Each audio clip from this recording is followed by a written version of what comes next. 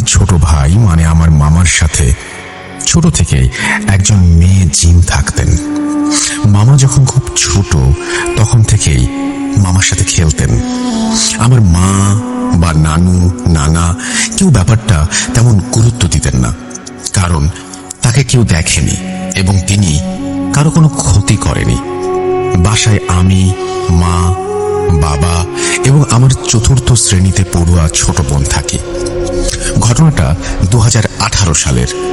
এক রাতে আমি স্বপ্নে দেখি খুব বিভৎস দেখতে একজন যুবক জোর করে আমাদের ঘরে ঢোকার চেষ্টা করছে। আমি দরজা শক্ত করে ধরে রেখেছি, তাও সে বিশ্রীভাবে হেসে হেসে ঘরে ঢুকছে। স্বপ্নের এই পর্যায়ে পাশের রুমে থাকা আমার ছোট বোনের চিৎকারে আমার ঘুম ভেঙে যায়। ও বলছে, মা, লোকটাকে ঘরের ভেতরে ঢুকতে দিও না। ও বলছে, মা, লোকটা ঘরের ভেতরে ঢুকে গেছে, আমার খুব ভয় করছে। বুঝলাম আমরা দু বোন একই স্বপ্ন দেখছি। ব্যাপারটা কাকতালীয় ভেবে ভুলে গেলাম। 2-3 দিন পর আমি এবং আমার মা সকাল 11টার দিকে আমার বোনকে ঘরে রেখে বাইরে যাই। ও কার্টুন দেখবে, তাই আমাদের সাথে যাবে না।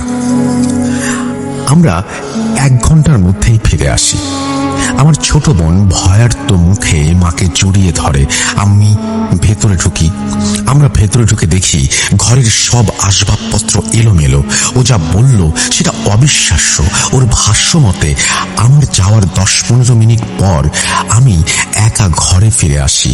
ও আমাকে জিজ্ঞেস করে, মা কোথায়? আমি নাকি রক্তাক্ত চোখে ওর দিকে তাকাই এবং ওর গলা চেপে ধরি।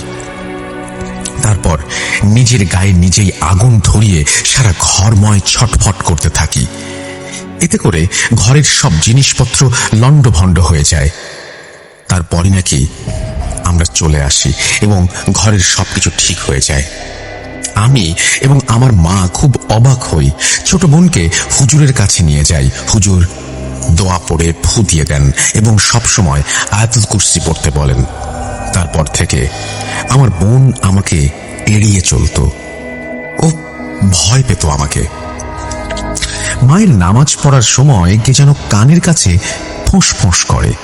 এই জিনিসটা শুধু মায়ের সাথে হতো না, বিল্ডিং এর অন্য ফ্ল্যাটের বেশিরভাগ আন্টিদের সাথেও হতো। সিদ্ধান্ত নিলাম বাসাটা বদলে ফেলবো।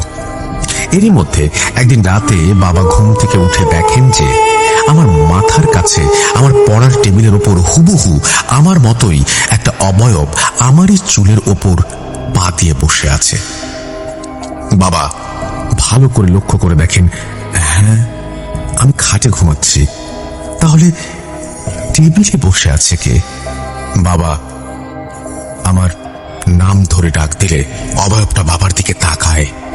এবার বাবা লাইট জ্বালালে আমার ঘুম ভেঙে যায়। বাবা কিছু বলেন না, শুধু বলেন, ঘুম থেকে উঠেছি তো তাই ভুল দেখছি, মনে হলো তুমি এখানে বসে আছো, আচ্ছা ঘুমিয়ে পড়ো। আমি ঘুমিয়ে পড়লাম। এই ব্যাপারগুলো মা, আমার নানু, খালা মামাদের বললেন। এসব শুনে মামা বললেন, বাসা ছাড়া লাগবে না, আমি দেখছি কি করা যায়। এখানে বলে রাখা ভালো যে আমার মামা খুব পরহেজগার ছিলেন না। জুম্মার নামাজ পড়তেন, শুধু এরকম। মামা এই কথা বলার পরের দিন থেকেই ঘরের সব রকম অদ্ভুত ঘটনা বন্ধ হয়ে গেল। মামা মজা করে বললেন, আরে জিন তো আমার ফ্রেন্ড, তোদের বাসার বদ জিনগুলোকে তাড়িয়ে দিয়েছি। এরকম বিরক্ত করছে তোদের, সেটা আগে বলিসনি কেন? জানিস না আমার জিন বান্ধবীর কথা?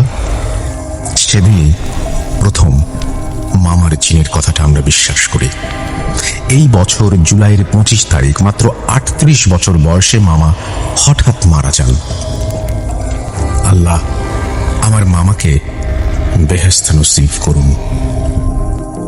আমার আর মামার কথোপকথনের কল রেকর্ড ছিল।